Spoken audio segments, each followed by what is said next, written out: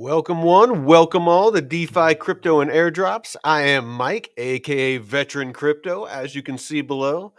And sorry for my attire, I lost track of time. I was outside doing some clearing on the property, and yeah, so I'm in a flannel and a beanie.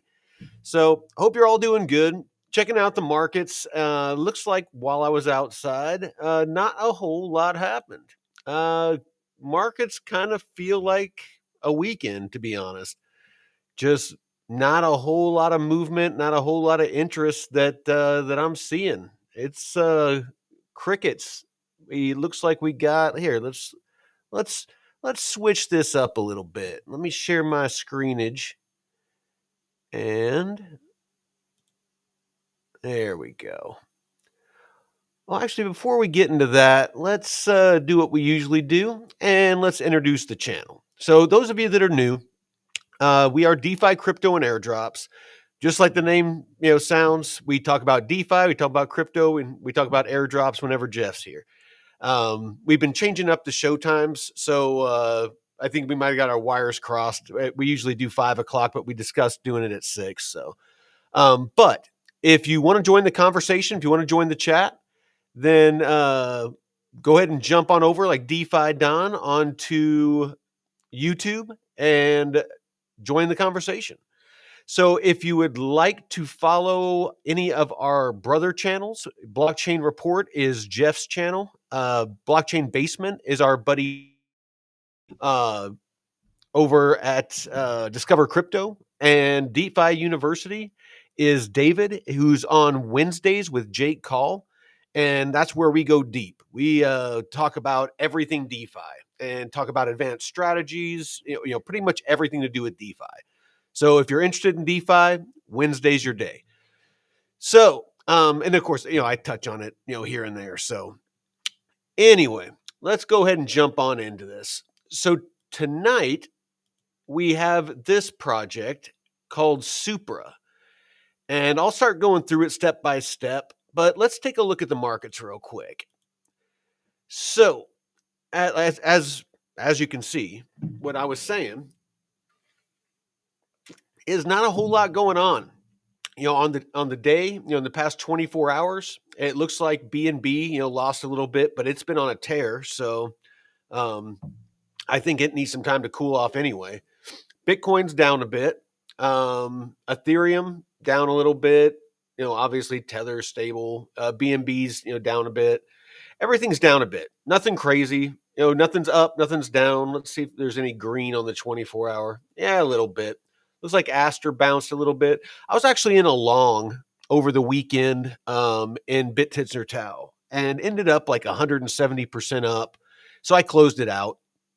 It's good to see Plasma, getting a little bit of green action. It looks like such a strong project. And there's, last I looked, there was a couple of billion of TVL. Those of you that don't know, I did a deep dive on it. And it's a chain that's built for stablecoins. And so just that in general, some of the backing it has, the amount of liquidity that just from launch was stuck on this thing. I keep trying to build a bag of it, but it just keeps on going down. Like here, I'll pull it up for a second. We'll look at the chart. But yeah, look at this. I mean, it just came out. I mean, this is the all-time chart. So what, September? Yeah, September 25th, around there it came out. And it had, the usual pump coming out. I mean, it didn't pump and then correct like most launches go. It, came out and just had really good build. I think I bought it in this when it was ranging here because I tried to do a DeFi bag on it. XPL, some meme coin. And then I have one open right now that's wrapped XPL and USDT 0. That's still open, but it's out of range. So I'm just waiting for this thing to come back into range, excuse me. But it's just been bleeding. I mean, just, looks like it's going to come, pull out of it for a second and it just bleeds some more. Great project. we'll see what happens with it. But hey, what's up, Deadwood? Good to see you, brother. So yeah, we'll see what happens with XPL. But I'm gonna keep trying to build a bag. I those of you that didn't watch our weekend episode after that carnage this weekend, I moved up my timeline. Not to cash out any of my alts or anything, but to start buying Bitcoin. Just after seeing how badly the markets tanked and Bitcoin, I think it budged like maybe 10% when everything else, some stuff went down like 90% or more. Yeah, it was very quickly, and it quickly recovered, but it showed me, how strong Bitcoin is. And so I have about 10% of my portfolio. I aped in, some cash I had on the side. um, and just started building a bag. And I'm thinking about doing some very, very low leverage looping with it. Basically, take out like a 20% loan on it. Bitcoin, I don't think is going to dip more than, 70 or 80%. Not anymore anyway. Um, so, I mean, I'm willing to take that risk, and then take that and use that to DeFi to basically earn yield so I can buy more Bitcoin. And then, of course, I got my Coinbase card and I got, my Mamo staked on Mamo.bot that's earning me Bitcoin. And I'm just trying to find any way to just be constantly adding Bitcoin because it's obvious. I mean, it's going to be a store of wealth. Oh, hey, it's Jeff.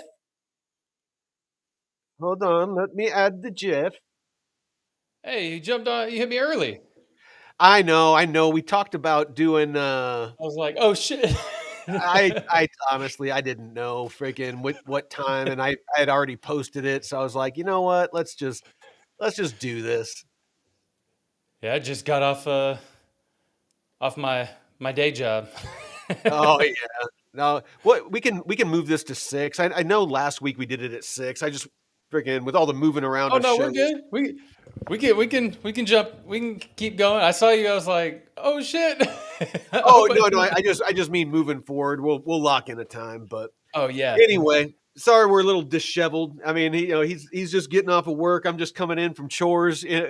We got I'll be honest. It's like these markets aren't bugging me or anything, but sometimes I just feel like I need to step away. Get out from behind the computer. Go out in the Mm. woods. Clear some brush. Get some burn piles ready for when I'm ready to burn. If I can crack a couple beers, a week or two from now, and set all my little piles on fire and just sit back and drink a beer. It's one of my favorite times of year. I actually got snow. Oh shit. Hell Yeah. yeah. Yeah, I actually got snow freaking not right now, but um up on my mountain, like a little ways up. You get Uh the huh. frost line, and then this morning there was some serious frost, but it melted off. But yeah, man, Oh. tis the season. Tis the season.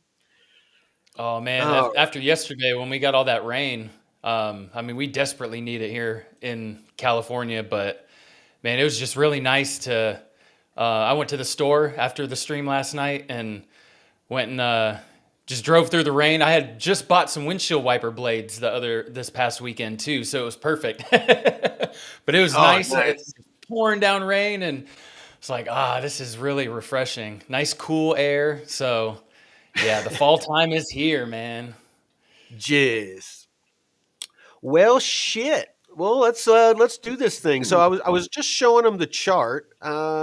Let's actually The where Supra. is let's do this real quick. All right, yeah. Let's go with this setup.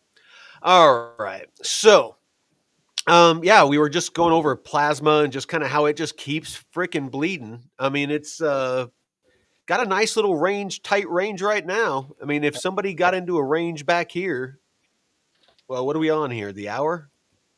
We're on all on the day, I was gonna say, 7 do we get day. another dump? Oh, It looks like since October 10th, so 4 days. Not a terrible long amount of time, but yeah, XPL keeps bleeding. Let's take a look at RWA.xyz. So I always like to take a look at this and just kind of see, what's going on with the tokenization, freaking genre, and it just keeps Mm-hmm. going more and more parabolic. I mean, it's not a whole lot to say about that. Avalanche, if people have been kind of fading Avalanche. You don't hear many people talk about it. On Discover Crypto, I hear them talk about it from time to time. But for the most part, you don't see anybody, like going through YouTube or, going on crypto Twitter or anything like that. Not a whole lot of people talking about it, but there's actually quite a bit that's been going on as far as tokenization. They had that game off the grid for a while, and they now they got a bunch of tokenization going on.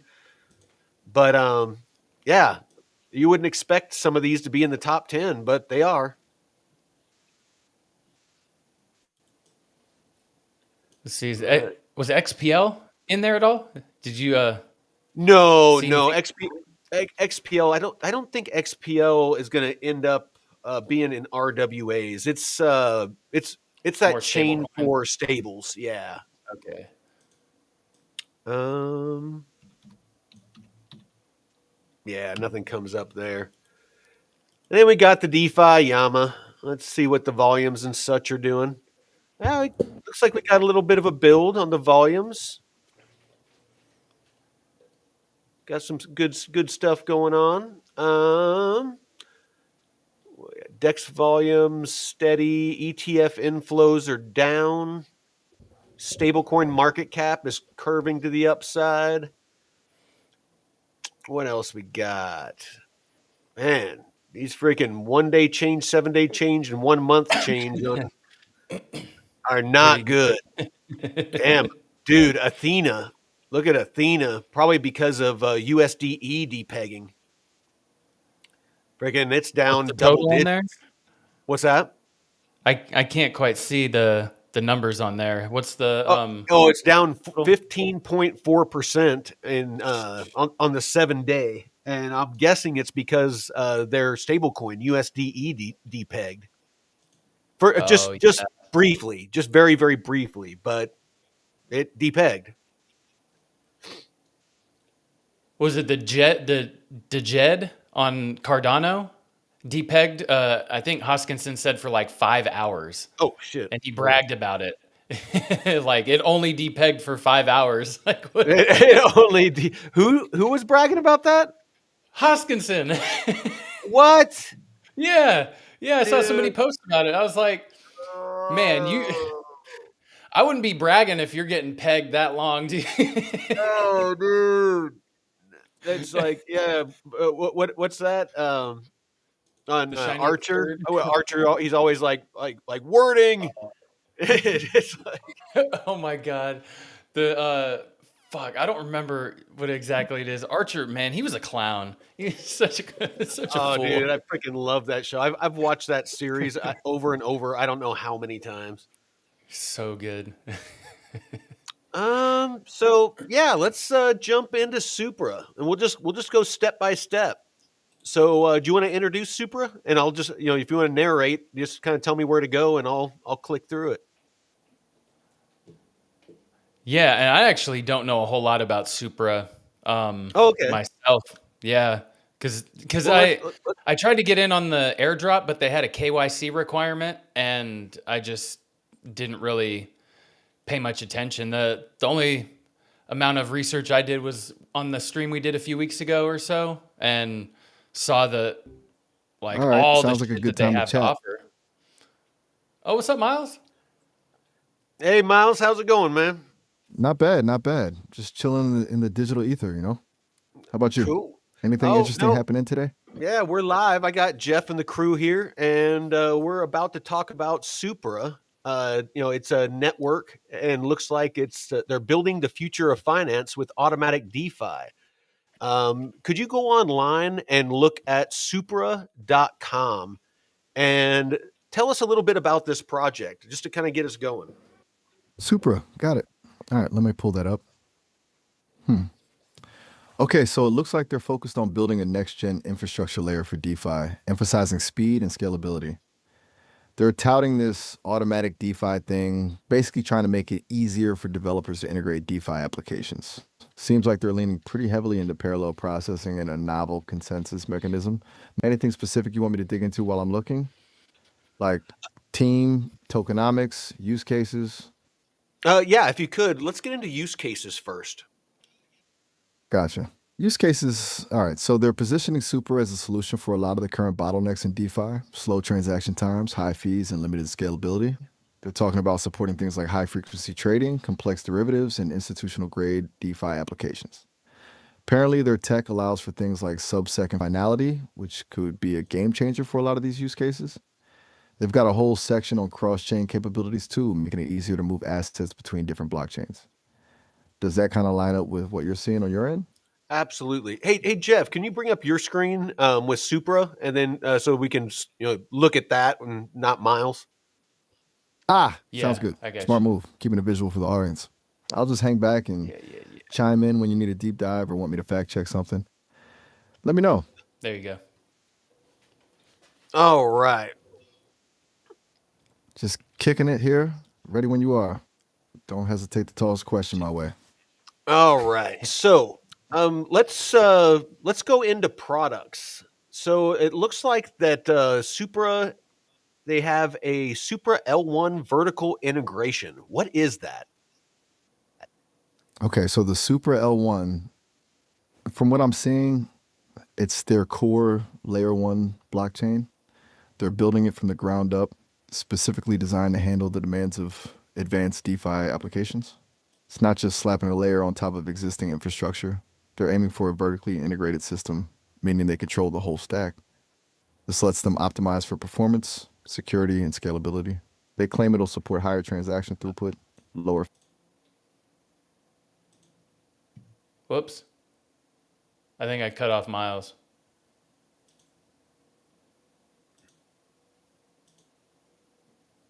Is he still talking? Yeah, I got him back. Oh, So, yeah. So, AutoFi. Well, actually, you know what? Let's go down to Supra oracles, because oracles, it was a big part of what happened on Friday with that massive dump in the markets. Part of that reportedly was due to oracles. So Supra has oracles. Can you explain first, in very simple terms, what exactly is an oracle?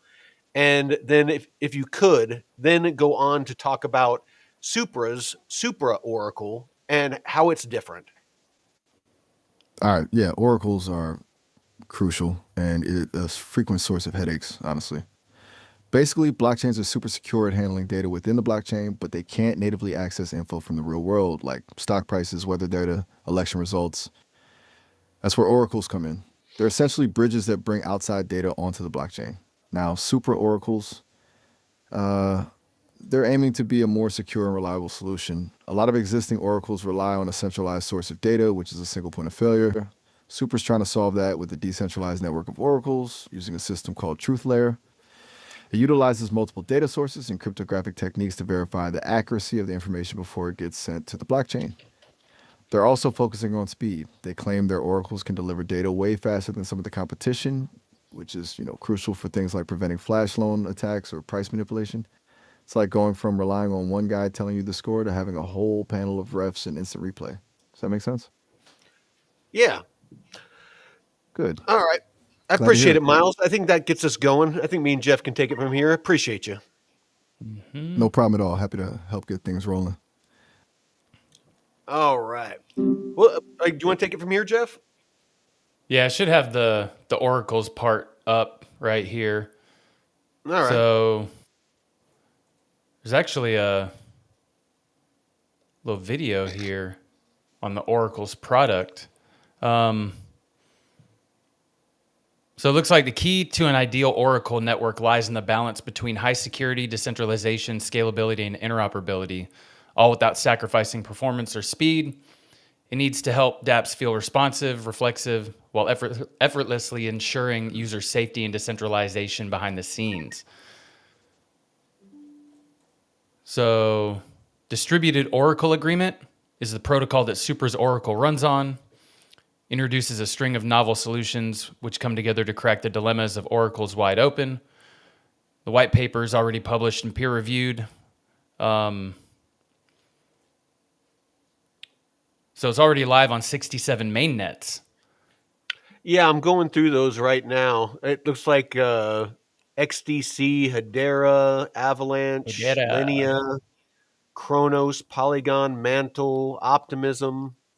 I mean, there's quite a list. I mean, if you go to community, or excuse me, ecosystem, and then go to partnerships, uh, looks like Killer Whales, DeFi Chain. Yeah, there's just all kinds of.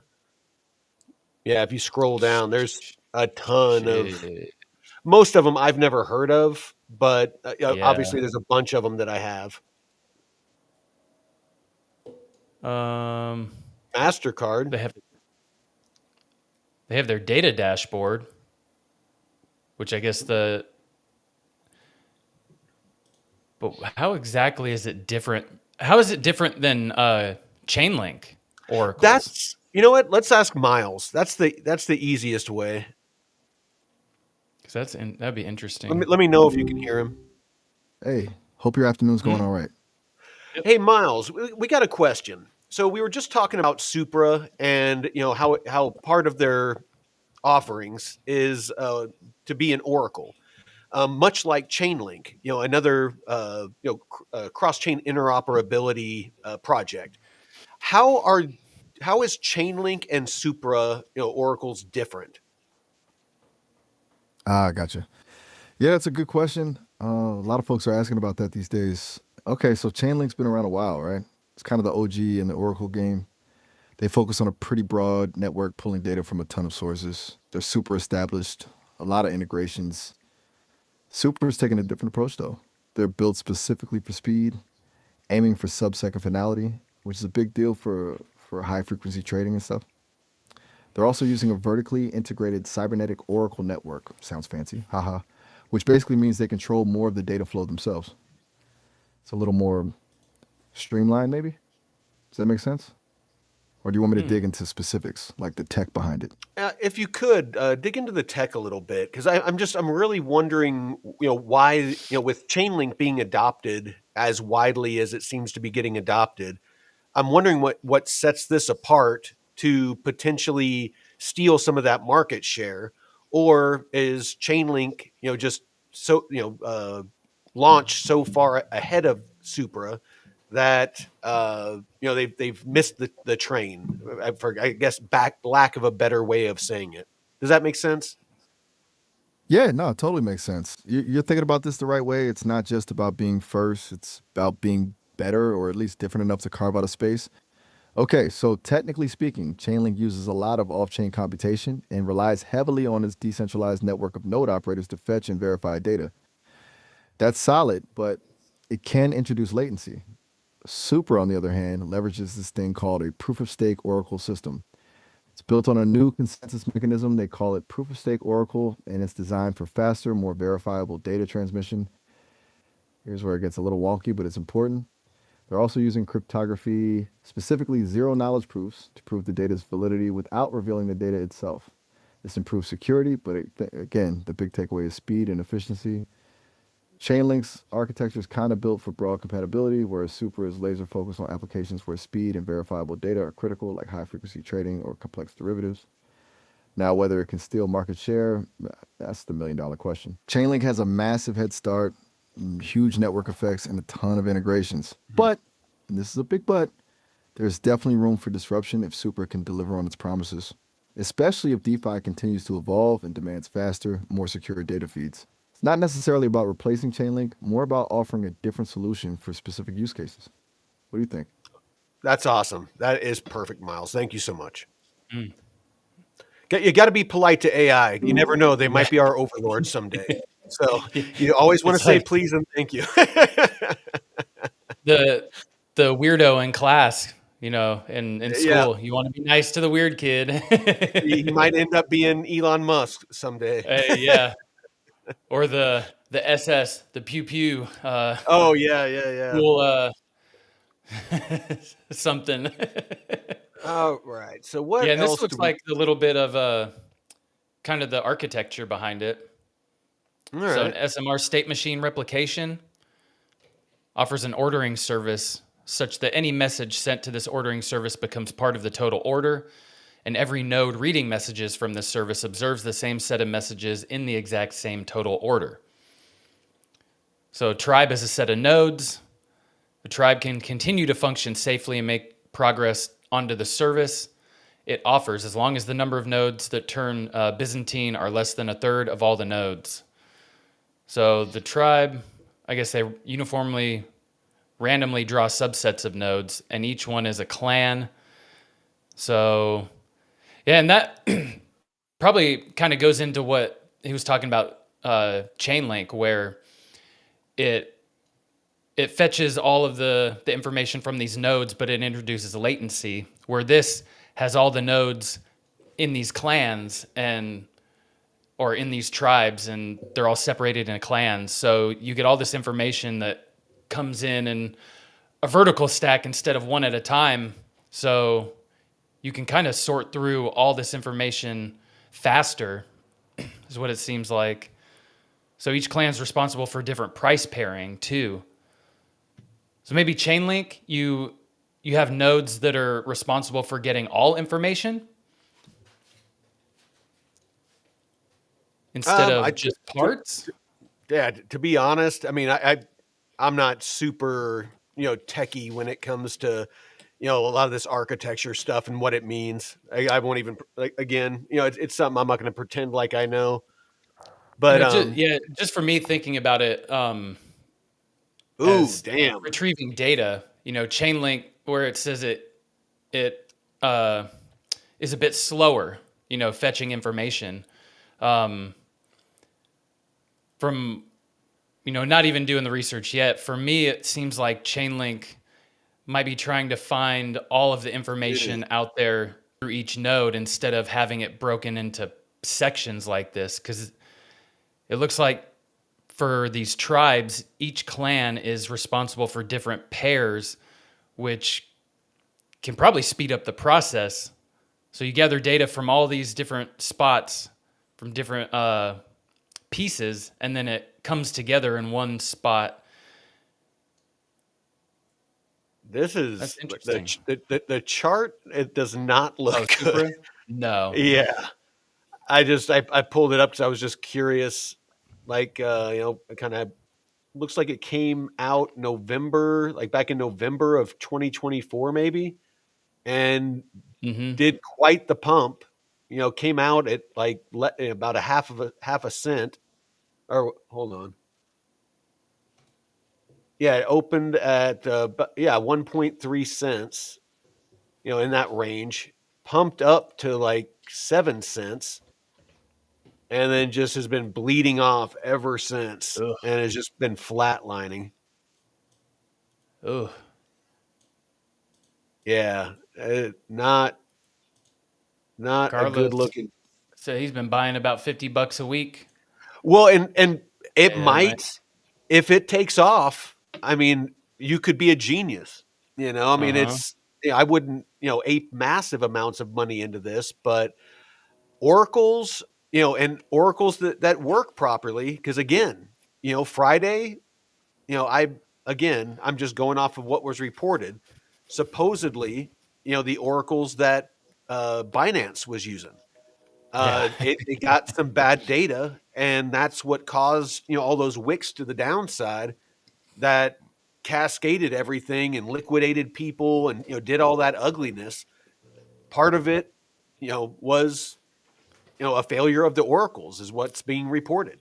So, if Supra can show that it can have more reliable data and deliver that data faster and more secure, and just all of those things that finance wants to see, then yeah, Carlos might be a freaking genius, buying little bits here and there, stacking them a bag.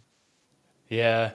Well, the Binance Oracle thing, it's like the decimal points they were saying, it's like, it reminds me of Office Space, where they were trying to siphon off pennies at a time. It's like, did you put the decimal? It's not like such a little amount. No one will notice. No. Yeah. It's like freaking they wake up in the morning, they have like $1 million in the bank. And they're Yeah. just like, you said it would be slow. The decimal point was off. I didn't realize it. Like, All right, here we go. DeFi Llama. So Deadwood asked, what's DeFi Llama say? So here's the TVL since April 2025. Let's add some volume and see. Man, no volume. Look at that. There's a bunch of volume back here, and then there it's somewhere down here below the roots of trees. There is like no volume on it. Here, let's do this. Carlos is the only one. You're keeping it Yeah. alive, brother. You're keeping it alive. No, it looks like this is the daily. And so 1.9 million, almost 2 million of TVL, and token volume only 2 million Ooh. per day is kind of looks like it's kind of the average. So not a ton going on with it. This isn't. I mean, I definitely would not fault somebody for building a small bag of this. Let's see. Let me look on VFAT real quick and see if there's any liquidity pools for it. Do you want to go over the team while I see if I can dig up some DeFi? Yeah, I got the team. Where's it at? It was on their web Yeah. page. Oh yeah, I got it pulled up. I had the team and the research team. I mean, the team is pretty let me see. No, they have a robust team. Like here, let's Yeah, I got you. okay, there you go. Let's see. There Dr. you go. Aniket Kate, PhD in computer science from University of Waterloo. I have a buddy that graduated from there. Nice. Applied cryptography, blockchain privacy, distributed systems, game theory. Dr. David Yang, the chief security officer, PhD in computer science. Dr. Raghavendra Ramesh, VP of R&D, PhD in computer science and automation. Damn, blockchain interoperability, distributed systems, formal methods. Dr. Sarab Joshi, Director of R&D. Yeah, PhD in computer science. All these guys have PhDs in computer science. Except this white guy, Bachelor of Software Engineering. He's just not. he's punching above his weight class. Hamza Salim, senior cryptographer. Yeah, all these guys are pretty stout. I mean, the chief research officer has 15 years of research experience in applied cryptography, distributed systems, and digital privacy, and 9+ years of involvement in blockchain research. The VP of engineering has 23 years of international experience in core engineering, led 2 startups, multiple offshore business units, driven research activities and innovation on various technologies, AI, IoT, cloud, DevOps, datacom, cybersecurity. Fuck. I mean, if you want a team building something, a solid team building something, this is it. Yeah, no, that's when I just kind of glanced at it. You know, it's definitely an all-star team. I actually found something interesting. I tried to go to it said that it was where you could stake Supra.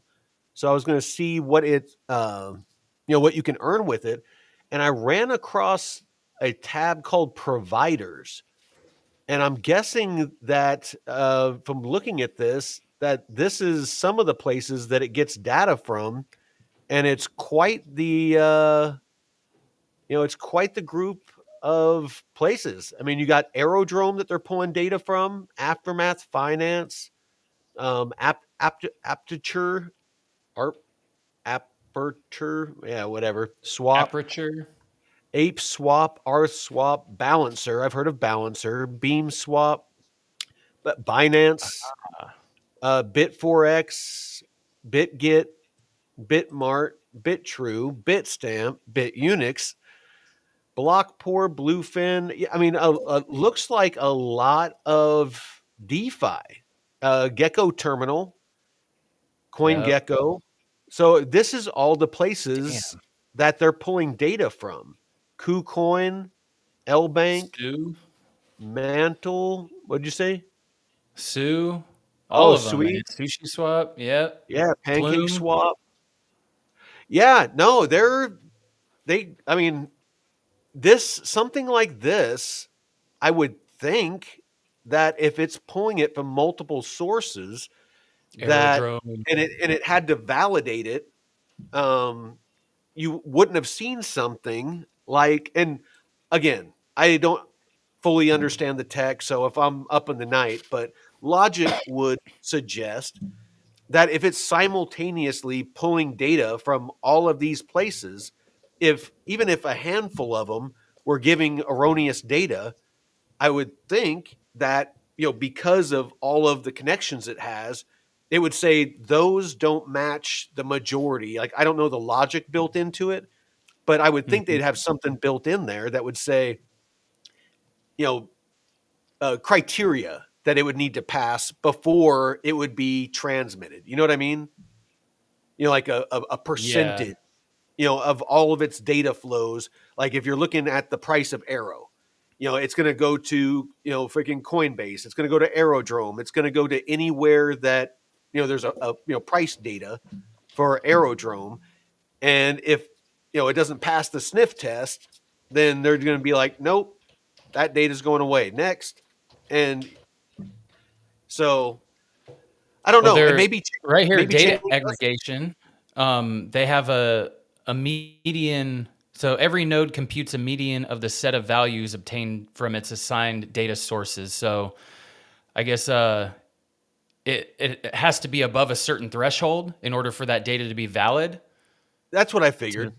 yeah, for corruption. So, and it looks like some of these, because I went to this provider and um, it looks like some of these don't have any data available, like Ethereum under the providers. There's no data currently available, but under like BitGet, you see all these different assets. And some of these providers only offer one or very few. I think Aerodrome right here shows just one asset or pair um, being shown. Yeah. So not everything, but I mean that's still a pretty fucking good amount. I mean, you go to Binance, they got pages, 13 pages of pairs just being Oh, constantly sorted. updated. Yeah, Yeah. no, I mean, it's a pretty cool setup, and kind of this dashboard, that we're going through right now. You got data networks providers, DVRF, whatever that is. Oh, it's like a dashboard. Oh shit, Plume, Yeah. dude, check this out. So friggin' top 5 networks by the last 3 months volume. You got Oh, Plume with 83%. 83.9%. Hell yeah. Dude, that's that's a nice little nugget of alpha we just ran across. I mean, that's crushing. Yeah. That's all right. Okay. I'm surprised. You know what? I Now that you mention it, I do recall Plume posting something about a partnership with Supra. I Ah. I can't believe I forgot that. Okay, that makes a whole lot of sense. All right. Let's see what else they got. Indices. Number of main nets, 24. Number of test nets, 48. So there's 48 projects that are doing test nets with them. Number of subscribers, 145. So people that are signed up with them to get data, I guess. 3 million plus in the past 3 months of volume. And 377,000 is the last 3 months of Supra volume. All right.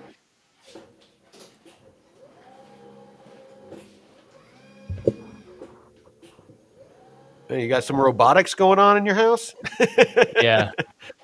Bringing my All desk right. down. Oh, okay. So validators, 15.43 billion total staked, and there's 117 validators. So where do you stake? Because that's initially what brought me here. Is supposedly you can stake here. And I want to see what you can. Oh, here you go. APY 12.85. Where's that And at? they take under validators. So if you look on the little tab, Oh, like the that first one, validators. 1.77 billion in green, Oh, down yeah, there yeah. towards the bottom, APY 12.85, and it looks like the validators take about a 39% fucking commission. So I mean, Jesus. yeah, you're talking like almost half. So you're actually only earning probably like Yeah. 7%. That's not too awesome. I looked Um, on VFAT. Wasn't able to find any pools for Supra. Um, Markets. Let's go to Dexes. No results for Dexes. Supra robot girlfriend. Gate.io, you can earn 0.72%. That's nothing that's gonna get me all excited.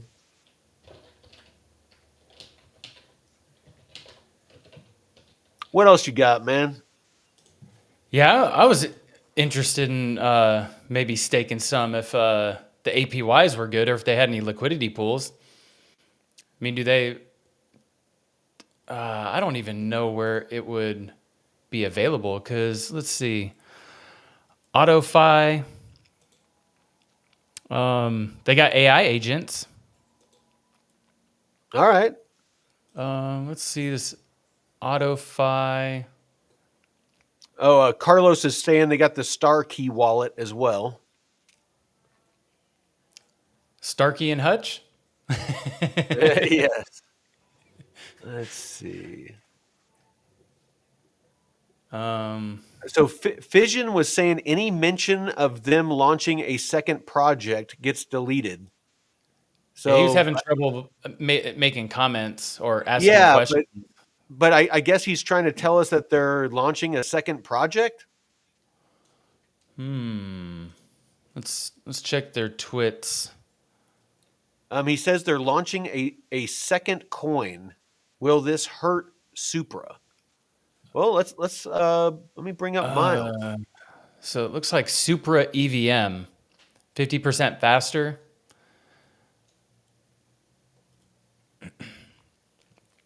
Oh, you found something? Yeah, they had this post on the 27th of last month. They've been benchmarking Supra EVM versus Monad. Interesting. Yeah, what does Miles have to say? Let's see. Oh, you know what, Fission, you're probably right.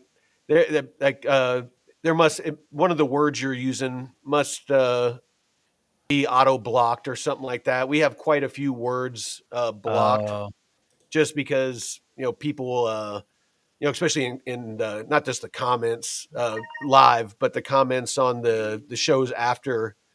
Um, oh shit.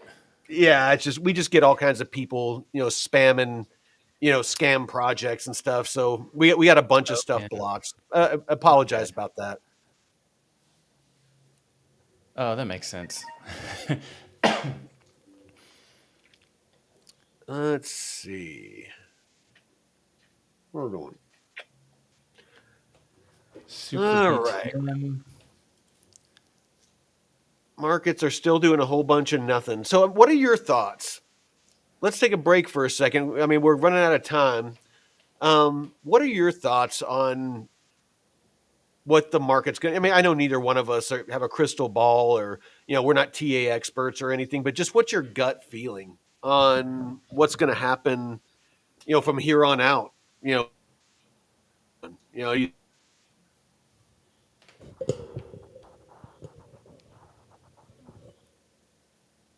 Oh, am I rugging again? when the first time alt started taking off, and then then we've had a couple of Oh, alts are about to take off. Oh shit! Oh, there he is. Every time alts are about to take off, it seems like something freaking happens that just decimates alts. So I mean, it's just, are the powers that be not going to let alts run? I mean, what are your thoughts? I don't know. Am I rugging? Am I good? Oh, I mean, you did for a second, but you're back. Okay. Um, shit. Is it, man? It's really hard to tell now because I knew it was going to be different because of one, the amount of tokens there are in circulation or projects with tokens, and just seeing the involvement with institutions, and now this whole cascading of liquidations and manipulation with these sexes.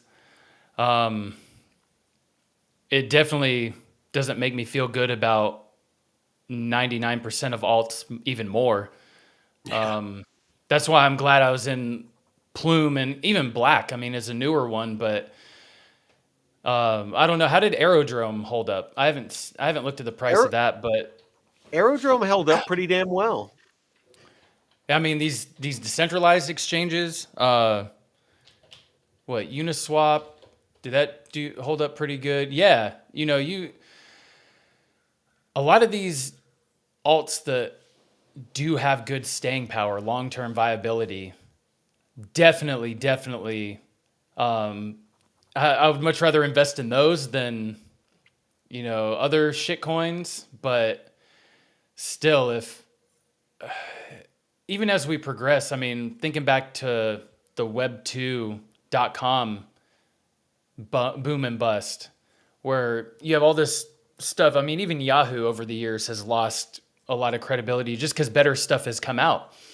Yeah. Now, it's trying to determine which of these networks and projects, and you have Monad that just launched or that is about to launch their mainnet soon, and it's another Ethereum virtual machine, and all these networks that you're basically rinsing and repeating similar tech, but at some point, they're just going to be worthless. I don't know. I mean, you want to find ones that are going to have that staying power, and we won't know that until probably 5 or 10 years from now when you have the next Google of the blockchain. But Yeah. even like the oracles, super oracles sound great, but can it compete with Chainlink?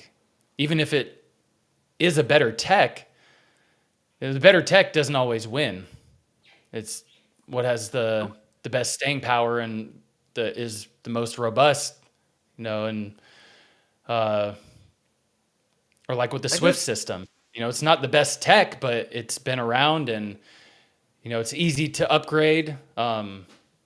People are comfortable with it, so I don't know. A lot of different factors to consider.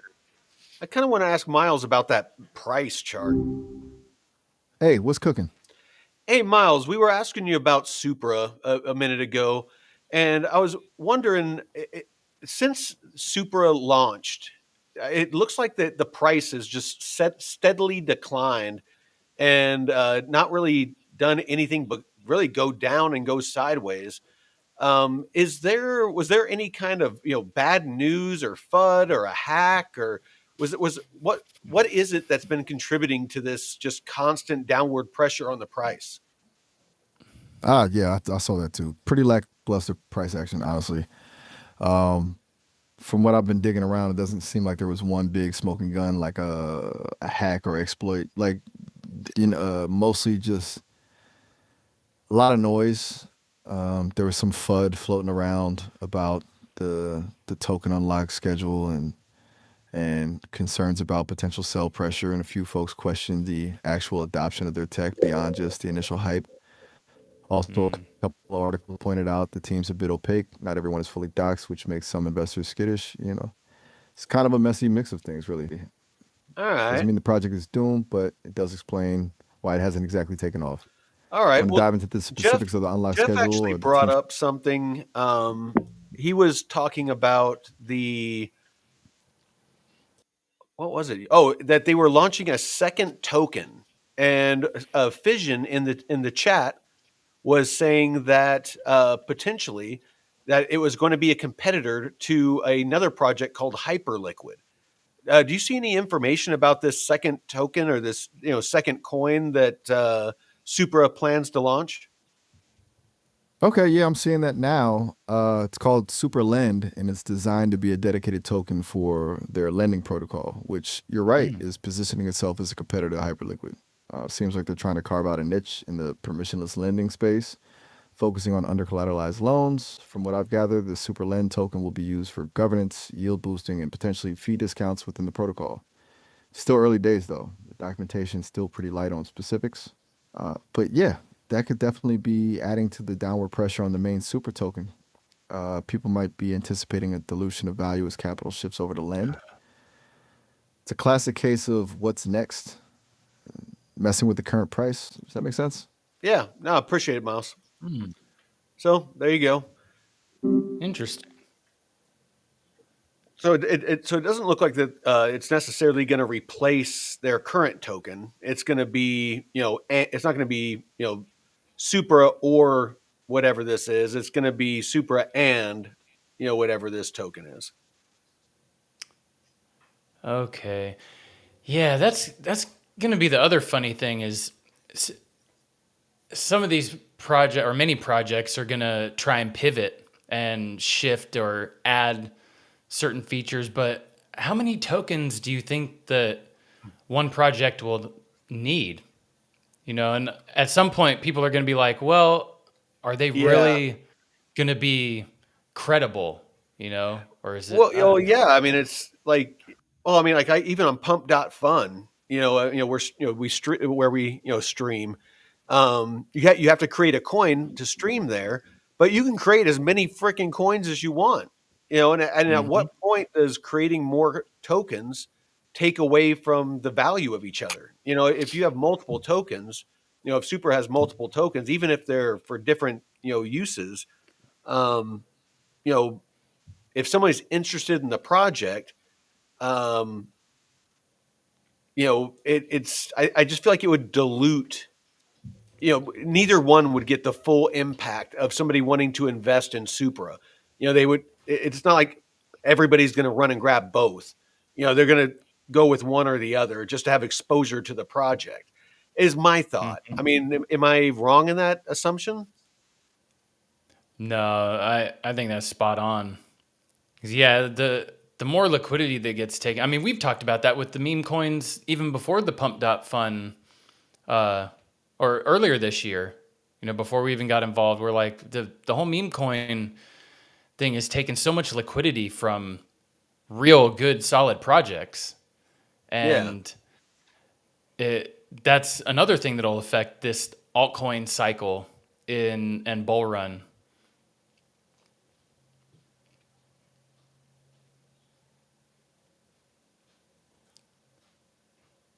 Oh,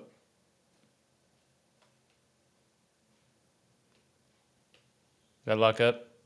I did. Oh. Maybe oh, maybe you did. I keep forgetting that sometimes you lock up too, so I always assume it's me. It's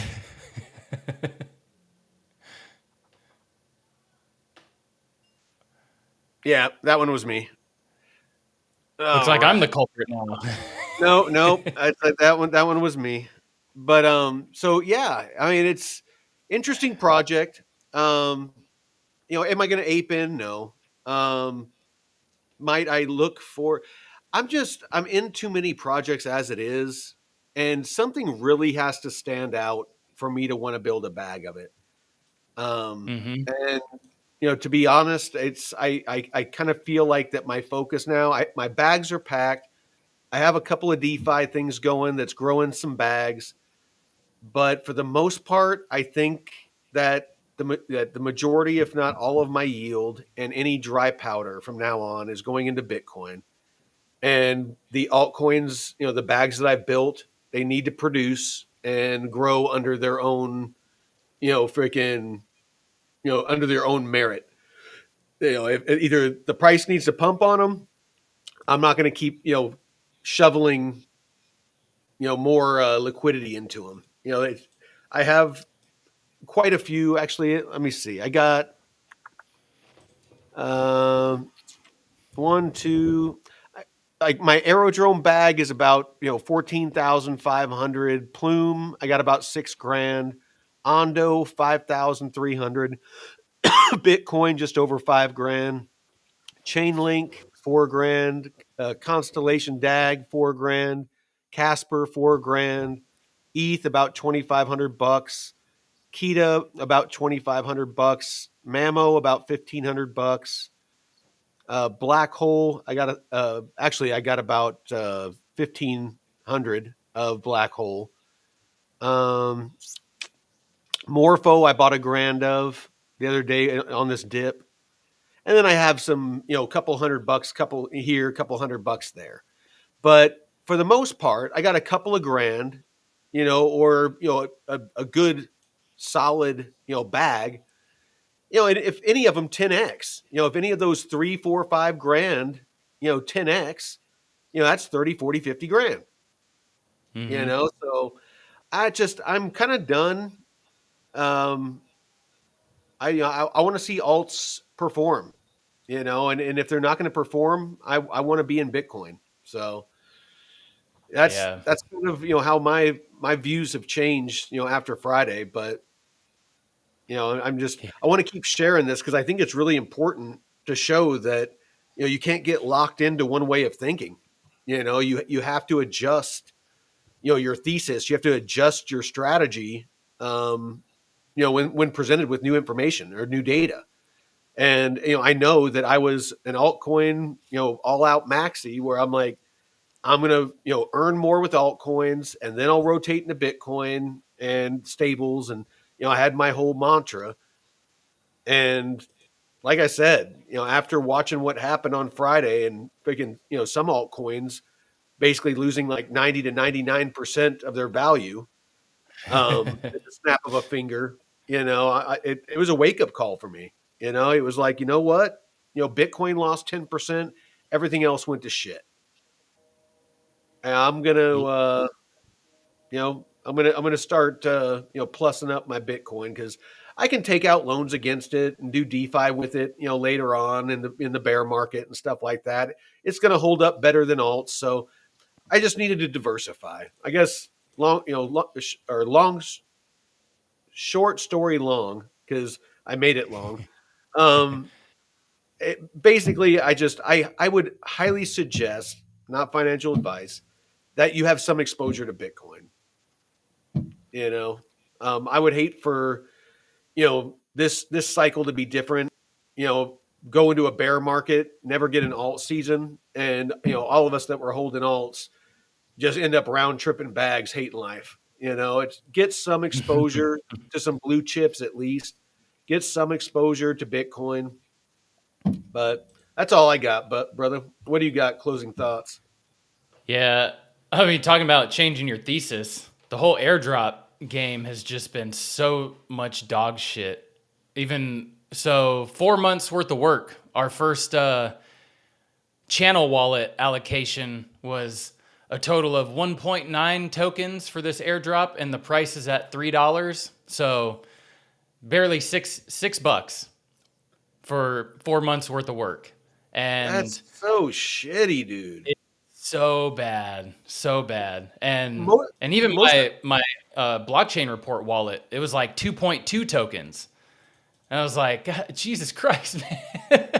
well, dude, it's like freaking the airdrops that we've gotten, like for having the arrow locks. Freaking that was like $900 that I got, Yeah. of that one token.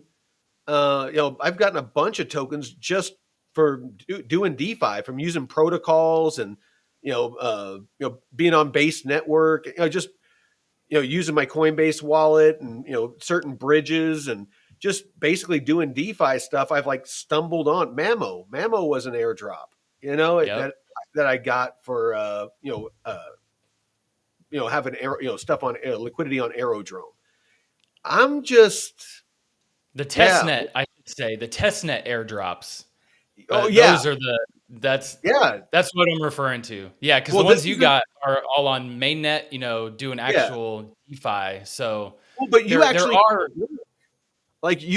put in work, helping them test the shit out and yeah. do all that stuff. I didn't do anything. All I did was just do what normal everyday shit, and I'm getting like huge airdrops. You're putting Hmm. in time and resources and sometimes money, and they're like, they're not giving you shit. Yeah, and Twinkle Bell. So Monad, they just announced their airdrop portal open today, and I guess there was a very limited amount of people who were eligible, and it was for, I guess they targeted people who deposited liquidity across certain protocols, certain Solana OG users.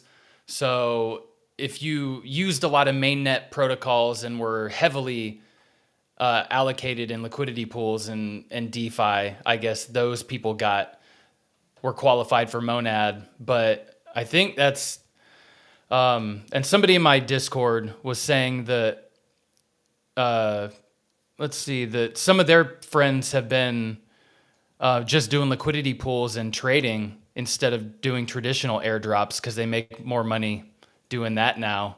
Because 2-3 years ago it was a different ball game. I got the Optimism airdrop was $2,000. The See, Arbitrum that's airdrop nice. was like $2,000 to $3,000. Yeah. And so it was way better. But now you got there's projects that are involved with Binance Alpha, and all these Binance Alpha involved projects, the tokens go to shit because they allocate so much to people who don't even fucking test the project.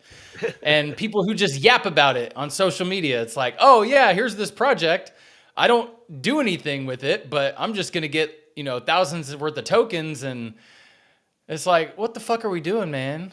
You That's guys what are, annoys me about Plume. I'm so bullish on Plume, but it's like they cheapen their project by doing this hokey shit with like to earn points you have to you know spins. go all over social media and type Hmm. in G Plume, and so you just have these idiots posting nothing, and posting old news and putting G Plume in it just to try to farm points for the season 2 airdrop. And it's Hmm. just like, if you're trying to be the go-to platform for DeFi and RWAs, which they're building out an amazing platform, but don't cheapen it with this gimmicky, spammy airdrop trash that has people just basically spamming social media. It's honestly, sometimes it feels like XRP. What annoys me about XRP, with Hmm. people just posting just anything and everything nonsensical, just to post about it because they know that it's going to get likes. Yeah. Yeah. So I've had to rethink my approach, and I mean, it's just really frustrating to see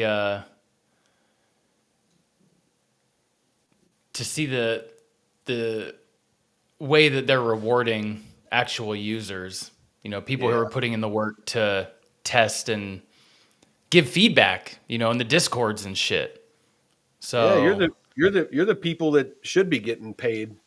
it, but Yeah, and I refuse to be spammy like that too, and just make 10 to 20 social media posts a day about the same fucking project. And I mean, Yeah. at some point you can only talk about it so much, and then you got 100 other people or 1,000 other people doing the same thing. So Yeah. Yeah. yeah, I'd much rather talk and do deep dives like this on Oh, projects. And absolutely. Well, all right. Well, I think I'm gonna go make me some steaks and brew ooh, up some rice and have me some dinner. Like I said, I've been out clearing all day, so I'm a little famished. oh shit, yeah, you don't want to pass out on the stream. Oh Mike just hell sitting there no! knocked No, I'm out. like hungry as shit. I'm like petting my cat, and I'm just like starting to fall asleep because I'm like so Don't eat the drained. kitty. Don't Oh, eat I the won't. kitty. I would never eat my cat. Yeah, You're the wrong ethnicity. yeah, that's right. That's right. Well, all right, brother. Well, I appreciate all of you out there. If you could, throw us a like, throw us a follow. If you like our content, goes a long way with helping us grow the channel. Those of you that if this is your first time, we do this for free. We don't monetize anything. Um, if you do want to support the channel, and again, just if you find that the tools valuable, Metrics Finance, link in the description. Hmm. On the YouTube channel, the description of our channel, and on all of our episodes, there's a link to Metrics Finance. You can get 20% off Elite right now for signing up if you do it by the year. And it is a great tool. We've done a deep dive on it with Jake, showed all the functionality. Go ahead and go check that out. And then we get a kickback for DeFi University. If you go sign up, $97 a month, probably one of the most valuable DeFi learning tools that you're going to run across for the price. Learn all you can for free. There's a lot of resources out there, on our channel included. But when you're ready to level up and take it to the next level, I highly suggest you check out David and DeFi University. So with that, appreciate y'all. Until next time, Veteran Crypto out. Peace.